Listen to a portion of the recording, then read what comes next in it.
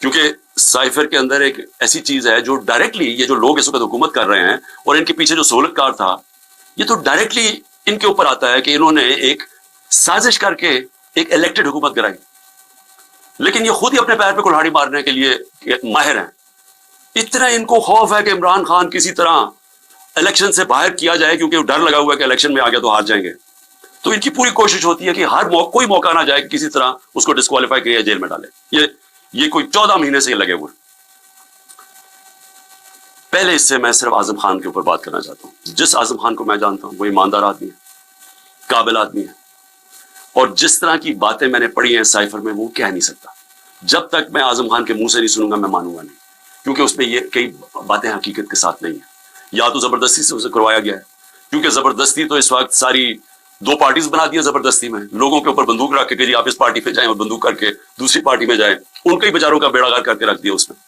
اور پھر جو ہمارے لوگوں کو جو زور ڈالا ہوا ہے پارٹی چھوڑو، بیچارے جیلوں میں ہمارے لوگ پڑے ہیں، عورتیں پڑی ہوئی ہیں، ان کو بس صرف کہیں کہ جی آپ عمران خان کے خلاف وعدہ معاف گواہ بن جائیں.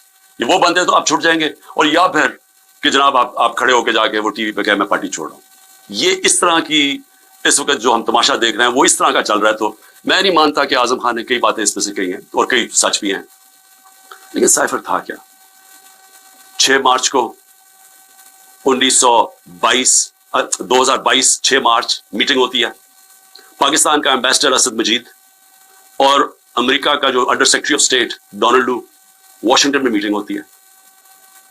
آفیشیل میٹنگ ہوتی ہے. آفیشیل میٹنگ کا مطلب کہ دونوں طرف نوٹ لے رہے ہوتے ہیں اس میٹنگ کے.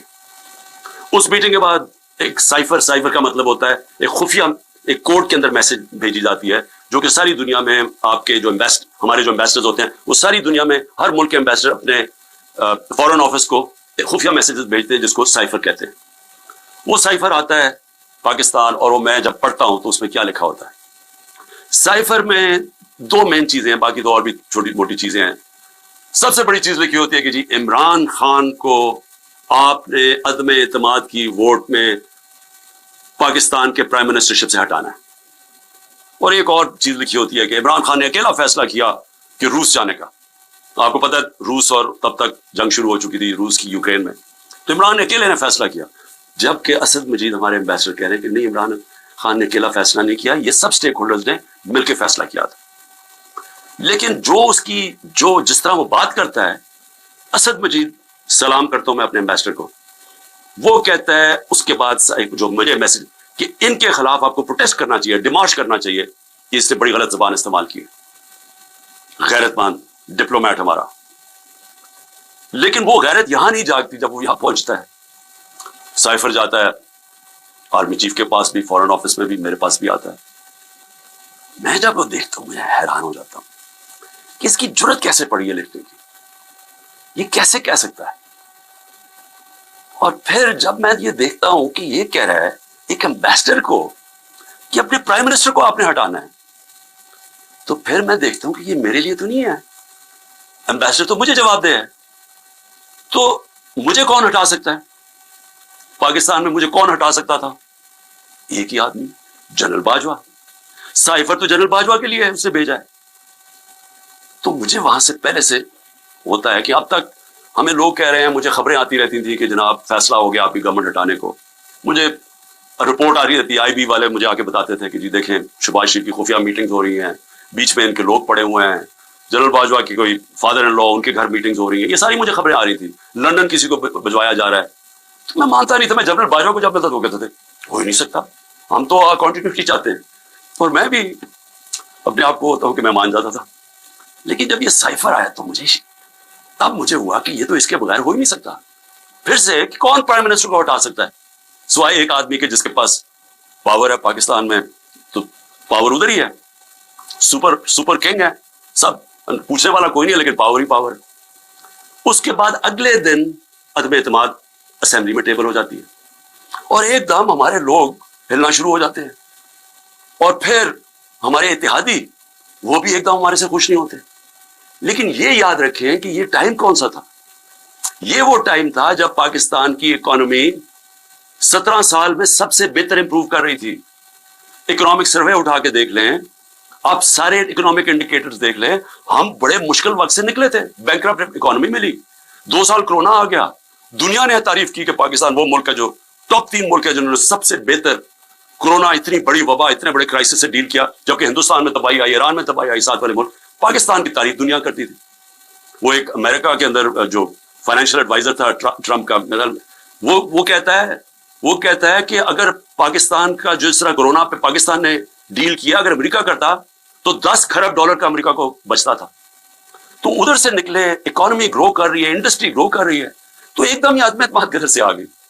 तो जिसको मैसेज दी थी उसने अपना काम शुरू कर दिया, एजेंसीज ने काम शुरू कर दिया, हमारे लोगों को मैसेजेस आनी शुरू हो गई कि जनाब ISI के लोग एक्टिव हो गए।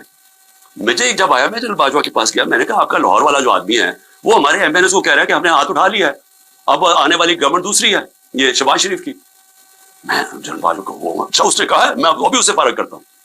तो ये ड्रामे हमारे से होते रहे, पीछे से पूरा प्लान बना हुआ था। अच्छा, मैंने पहले तो मैं ये कहूं कि मुझे इतना शर्म आई, मुझे पाकिस्तानी होते हुए मैं आपको सच बताना चाहता हूँ, मुझे शर्म आई कि इसकी जुर्रत कैसे हुई किसी छोटे एक ऑफिशियल की कि जो हमें इतनी बड़ी धमकी दे दे और एम्बेसडर के जरिए मैसेज भिजवाए कि प्राइम मिनिस्टर को हटा दो। लेकिन उसकी गलती नहीं थी, शर्म यहां नहीं आ रही थी। जिन लोगों की जिम्मेदारी थी कि कौम की हिफाजत करना, जिस आदमी की कि कौमी वकार को बचाना, कौमी गैरत, वो साथ मिला हुआ था। उसने उनके, यानी ये सारा प्लान उधर से शुरू हुआ था। और मैं सिर्फ अपनी कौम से कहना चाहता हूं, देखें, ये याद रखें कि अब एक चीज समझ लें, जब अगर मैं जनरल बाजवा की तनकीद कर रहा हूं, और ये मैं सारा साबित कर सकता हूं क्योंकि मुझे पता है सारी चीजें मेरे अंदर, एक एक चीज मुझे याद है, हुआ क्या उससे पहले भी उसके बाद भी। मैं पाकिस्तान की फौज की तनकीद नहीं कर रहा, मैं एक आदमी की कर रहा हूं जो गलती की जिसने।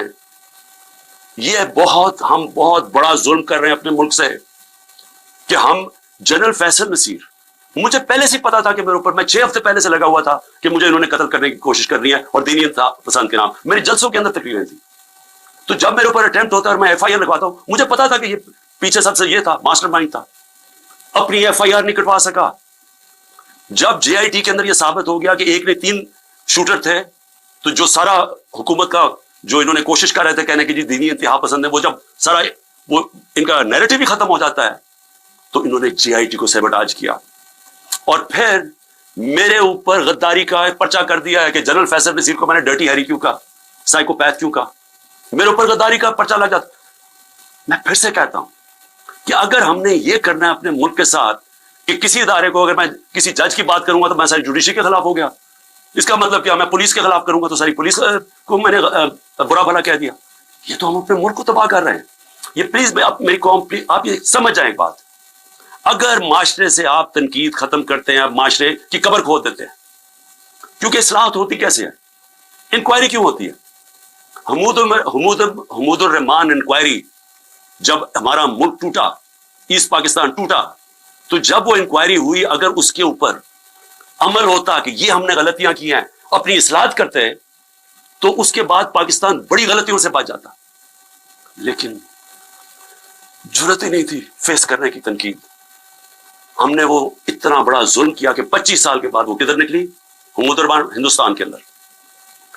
अब जब ये हुआ, मैं कहता गया, मैंने सारों को कहा कि इतना बड़ा जुल्म हो रहा है तो इसके ऊपर इंक्वायरी हो। मैंने चीफ जस्टिस साहब को मैंने वो साइफर भेजा कि जी इसके ऊपर इंक्वायरी करवाएं।